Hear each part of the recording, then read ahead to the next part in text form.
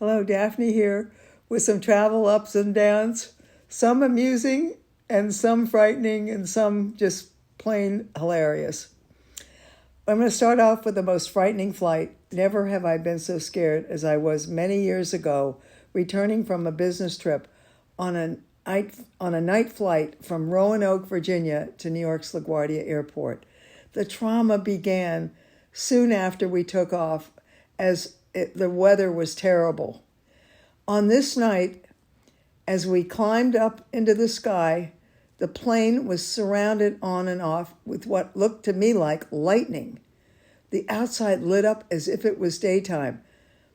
Turbulence is not usually something that concerns me, but lightning is an entirely different story.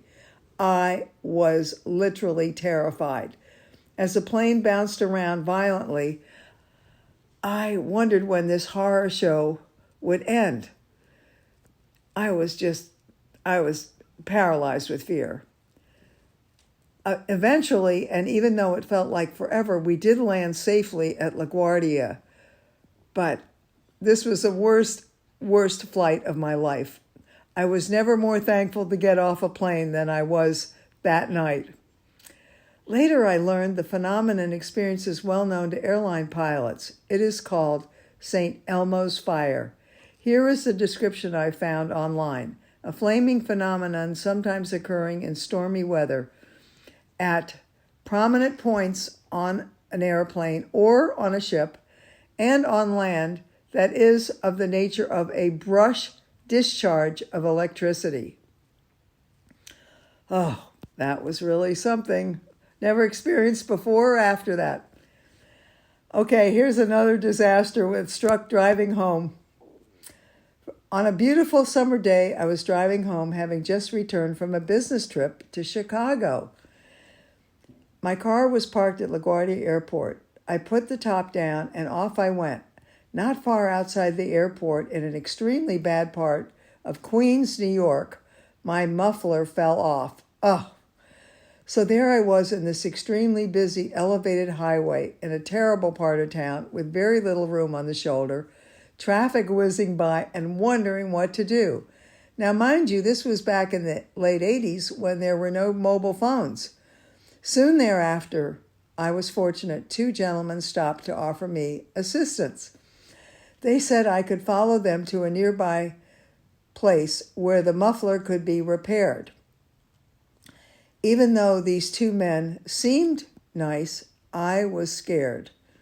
I would be led somewhere not safe. Perhaps I had watched too many TV shows as I wondered if I would end up in an alley, beaten and bruised, with my car stolen, of all things. Yet I had no choice. Off I went. I followed them and left my car at a gas station where the attendant said it could be fixed in an hour's time. The 2 men offered to take me for a cup of coffee. Here again I was apprehensive, but I went along.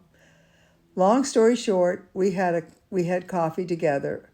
Their lives had been those of real hard knocks. I was so interested and fascinated by their stories.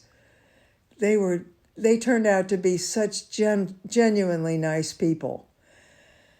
Finally the car was fixed, and I got to the gas station and wrote out a check. The gas station attendant refused my check, cash only. Would you believe that one of these gentlemen paid for my car repair?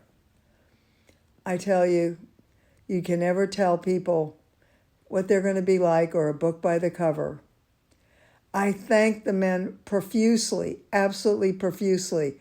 And when I got home, of course, I sent them a check immediately. Never was I more happy when I saw that check clear the bank. How I love telling stories about unexpected encounters with people that you don't know that end up with very happy endings. Now, this was an unusual problem. Weight.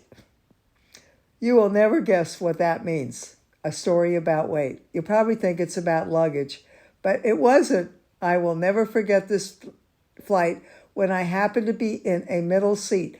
And in this case, it was very unfortunate. Next to me was a man who I swear had to weigh 500 pounds. A man who needed a seatbelt extension to fasten his seatbelt. The entire trip, he oozed over into my seat. I could hardly move without touching him. To say I was uncomfortable is a total and complete understatement. When the plane banked, I had this vision of him absolutely crushing me. But those were thoughts that were just dancing around in my head as I endured the most uncomfortable flight of my worldwide traveling career. Okay, another thing that we all dread, flight delays. As you can imagine, and as we all have experienced, the dreaded flight delay. Many years ago, I experienced the worst one of all. This was on a trip to Spain with my two youngest sons.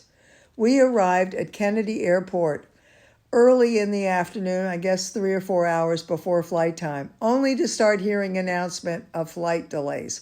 There is nothing worse than not knowing. Announcements were made, drip, drip, drip, with very little information.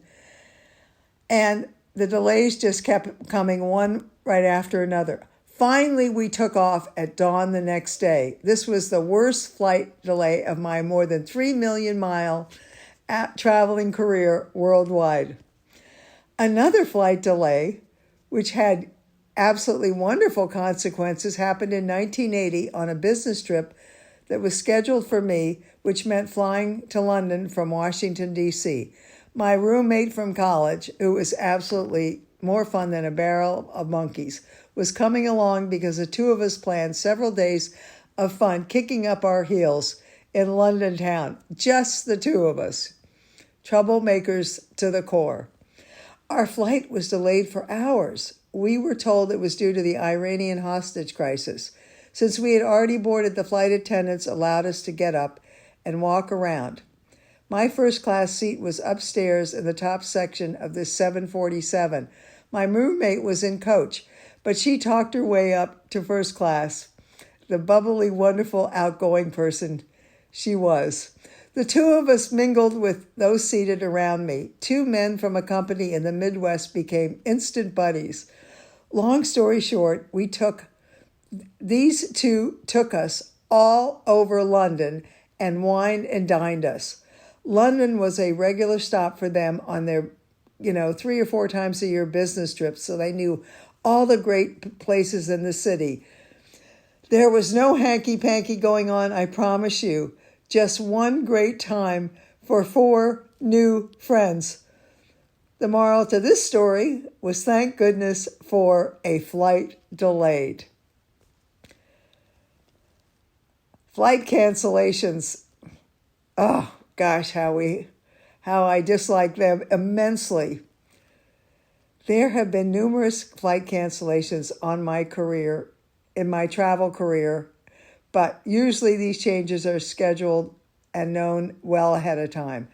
On a trip to see my second son out west, I was on a Delta flight, leaving at 6 a.m., which meant getting up at 4 a.m. Arrived at the airport to find out the flight was canceled. The Delta representative told me the flight had been canceled for several days, but not a peep from the airline. So annoying. Not a single message when I went home and looked at my emails. Didn't fly Delta for years after that. Then our youngest son became a Delta airline pilot. So Delta became a popular choice once again. The most interesting story of all, a friend and I decided it would be the greatest to take painting lessons in Tuscany, Italy. On the day of departure, we boarded our flight for Rome out of Kennedy Airport. The plane left the gate on time. As we taxied out on the runway, the plane stopped at an intersection. I heard a large bang coming from the cargo hold of the plane. Thought to myself, that's unusual. I've never heard anything like that before. At the next stop, the same thing happened. I rang the flight attendant call button. Explained the situation. She looked at me as though I had a single-digit IQ and told me not to worry. Everything was fine and dandy. Off she went in a huff. It happened again. The flight attendant returned, annoyed at me, threatening to remove me from the plane if I didn't stop this complaint. Well, again it happened, and I rang the flight attendant call button for the last time. The flight attendant returned, mad as a hatter. I explained my credentials as a worldwide traveler, that this bang was very unusual and should not be disregarded. She looked at me like a lowly tourist class person, saying I should stop complaining or be removed from the plane. My heavenly stars were watching over me at that moment, because right then and there, while she was standing before me reprimanding, she heard the loud bang. Immediately, she made a beeline for the front of the plane. Long story short, moments later, the plane turned around and headed back to the gate. A short while later, we took off and landed safely several hours later in Rome. The moral to this story is never be afraid to speak up. Excuse me. These are just a few of the interesting experiences during my worldwide travels. It's fun to look back on them, even smile at some of the disasters.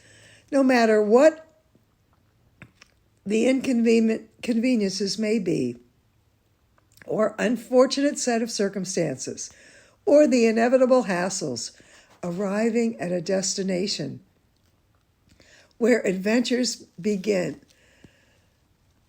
fills my heart with pure joy. And so all these flight disasters were well worth the hassle and the annoyance.